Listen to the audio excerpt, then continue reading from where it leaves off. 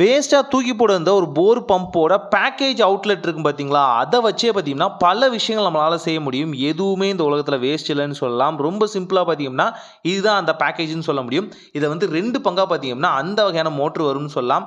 இந்த மோட்டரை வந்து இப்போ எடுத்து செட் பண்ணிட்டாங்க. இப்போ இந்த பாக்ஸை வச்சு மல்டிபிளான திங்ஸ் எப்படி வந்து மேக் பண்ணலாம், இதை பார்த்தோன்னே எனக்கு ஒரு ஐடியா வந்திருந்தது. ஸோ அதனால தான் பார்த்தீங்கன்னா ஷார்ட்ஸ்லாம் மென்ஷன் பண்ணியிருந்தேன்னு சொன்னேன். ஒரே ஒருத்தர் மட்டும் சப்ஸ்கிரைப் பண்ணியிருந்தாரு. ஸோ அவரோட நம்பிக்கையை வீணாக்கக்கூடாது அப்படிங்கிறதுக்காக ரொம்ப சிம்பிளாகவே பார்த்தீங்க அப்படின்னா இந்த பாக்ஸை நாம் வந்து அவுட்லெட்டை பிரிச்சுட்டு இதில் என்னென்னலாம் பண்ண முடியும் அப்படிங்கிறத பார்க்கலாம். ஃபர்ஸ்ட் ஆஃப் ஆல் மேலே ஒட்டிருக்க அந்த சீலை பிரிப்போம். இந்த சீலை பிரித்தோன்னே பார்த்தீங்கன்னா நமக்கு வந்து 2 பைப்லைன் மாதிரியான விஷயங்கள் கிடைக்கும். ஃபர்ஸ்ட் ஆஃப் ஆல் இது எல்லாமே பேப்பர் தான். லிட்டரலி பார்க்கும்போது ஒரு கார்ட்போர்ட்னு சொல்லலாம். இந்த கார்ட்போர்ட் பைப்ஸை வச்சு என்னென்னலாம் பண்ண முடியும் ரொம்ப சிம்பிளாக நான் காமிக்கிறேன்.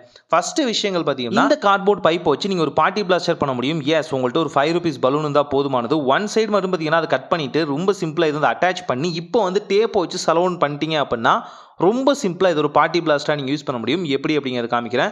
டேப்பை வந்து ரொட்டேட் பண்ணிட்டோமா, டைட் பண்ணிட்டோம். இப்போது உள்ளே பார்த்தீங்கன்னா சில கட் பண்ணி வச்சுருக்க பேப்பரை போட்டாலே போதுமானது. இது அழகாக பார்த்தீங்கன்னா ஒரு பார்ட்டி பிளாஸ்டர் மாதிரி உங்களால் ஈஸியாக வந்து மாற்ற முடியும்னு சொல்லலாம். ரொம்ப அழகாக பார்த்தீங்கன்னா நீங்கள் பலூனை வந்து இழுத்து விடும் போதே பார்த்தீங்கன்னா ஆட்டோமேட்டிக்காக அந்த பேப்பர்ஸ் எல்லாமே ஃப்ளையிங் பேப்பர்ஸாக மாறிடும்னு சொல்லலாம்.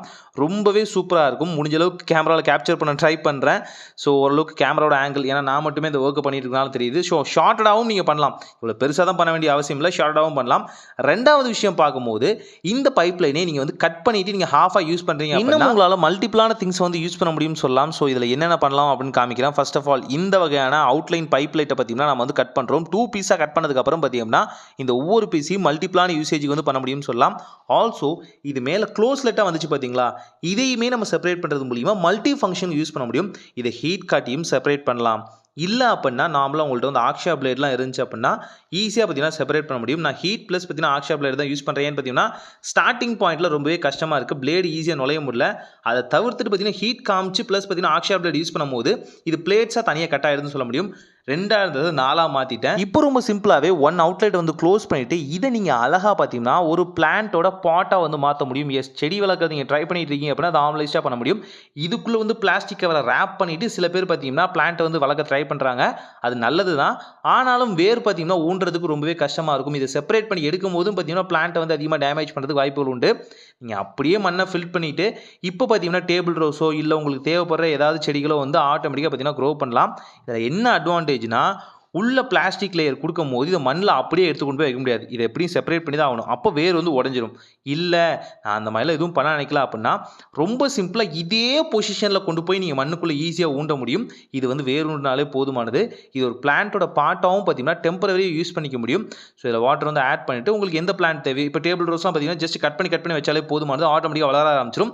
இது எப்படி வளருது அப்படிங்கிறத நான் ஷார்ட்ஸில் வேணால் அப்டேட் பண்ணுறேன்.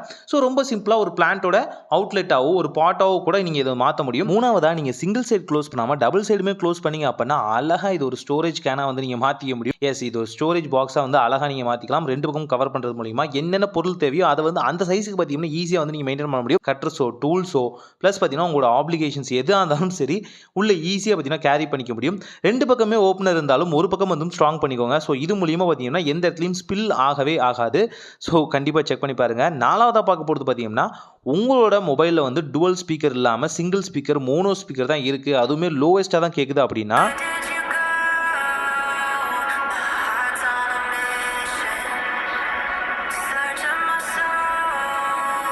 இந்த மோனோ ஸ்பீக்கரை அப்படியே டுவல் ஸ்பீக்கராக உங்களால் மாற்ற முடியும்னு சொல்லலாம். ஸோ எந்த இடத்துல பார்த்தீங்கன்னா அந்த மோனோ ஸ்பீக்கர் இருக்கோ அதை வந்து ஃபோக்கஸ் பண்ணிக்கோங்க. இந்த ஃபோக்கஸ் வச்சே பார்த்தீங்கன்னா ஈஸியாக பார்த்தீங்கன்னா உங்களால் மாற்ற முடியும்னு சொல்லலாம். இப்போ இந்த கார்ட்போர்ட் பைப் இருக்குல்ல, இந்த கார்ட்போர்ட் பைப்பில் நாம் ஒரு இடத்துல பார்த்தீங்கன்னா சென்டர் பீஸை வந்து அளந்துட்டு அந்த இடத்துல வந்து பார்த்தீங்கன்னா இதை செப்பரேட் பண்ண போகிறோம்னு சொல்லலாம். ஸோ சென்டரில் ஒரு மார்க் வச்சுட்டு அந்த இடத்துல பார்த்தீங்கன்னா மொபைல் வந்து பிளேஸ் பண்ணிக்கோங்க. எந்த இடத்துல ஸ்பீக்கர் இருக்கோ அந்த இடத்துல நம்ம வந்து வைக்க போகிறோம்னு சொல்லலாம். அந்த இடத்த மார்க்கும் பண்ணிக்கோங்க. இந்த மார்க் பண்ண உடனே பார்த்தீங்க அப்படின்னா அந்த அவுட்லெட்டை பார்த்தீங்கன்னா கட் பண்ணி எடுத்துருங்க. இது மூலிமா மொபைல் அந்த இடத்துல பார்த்தீங்கன்னா நம்மளால் வந்து ஈஸியாக ஸ்டேபிள் பண்ண முடியும். கூடவே ரொம்ப சிம்பிளாக பார்த்தீங்கன்னா பின்னாடி ஏதாவது ஆப்ஜெக்ட் வைக்கிறது மூலியமாகவே இது எந்த இடத்துலையும் பார்த்தீங்கன்னா சரியாக உங்களால் பார்த்துக்க முடியும். மொபைலை ரொம்ப சிம்பிளாக வந்து பிளேஸ் பண்ணுங்கள். இப்போ சாங் வந்து ப்ளே பண்ணுங்கள். எவ்வளோ சவுண்டாக கேட்குது அப்படின்னு உங்களுக்கு நல்லாவே தெரியும்.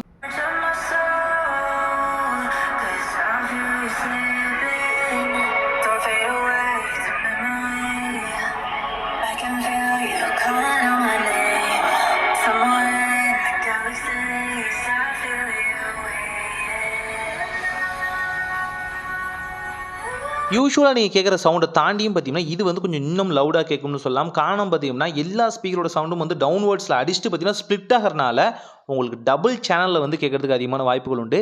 கண்டிப்பாக இதை ட்ரை பண்ணி பார்க்கும்போது உங்களுக்கு வால்யூம் இன்க்ரீஸ் ஆன ஒரு ஃபீல் கண்டிப்பாக இருக்கும். ஹெட்ஸ்லையும் இது வந்து மாறும்னு சொல்லலாம். ஸோ முடிஞ்ச அளவுக்கு பார்த்தீங்கன்னா இந்த மாதிரி வேஸ்ட்டான ஓல்டான பிளாஸ்டிக் பைப்லைன் இது போல் பார்த்தீங்கன்னா கார்ட்போர்டில் கூட பார்த்தீங்கன்னா உங்களால் பல விஷயங்கள் செய்ய முடியும்னு சொல்லலாம். ஸோ எனக்கு தெரிஞ்சது ஒரு 4 விஷயம் செஞ்சு காமிச்சேன். உங்களுக்கு இன்னும் ஏதாவது ஐடியாஸ் இருந்தால் சொல்லுங்கள். மீதி இருக்கிறத வச்சு இன்னும் பல விஷயங்களை நம்மளால் செய்ய முடியும். ஸோ முடிஞ்ச அளவுக்கு நம்ம சேனலை மறக்காமல் சப்ஸ்கிரைப் பண்ணிக்கோங்க. ஒரு நல்ல மாற்றம் இனிதாய் நடக்கட்டும்.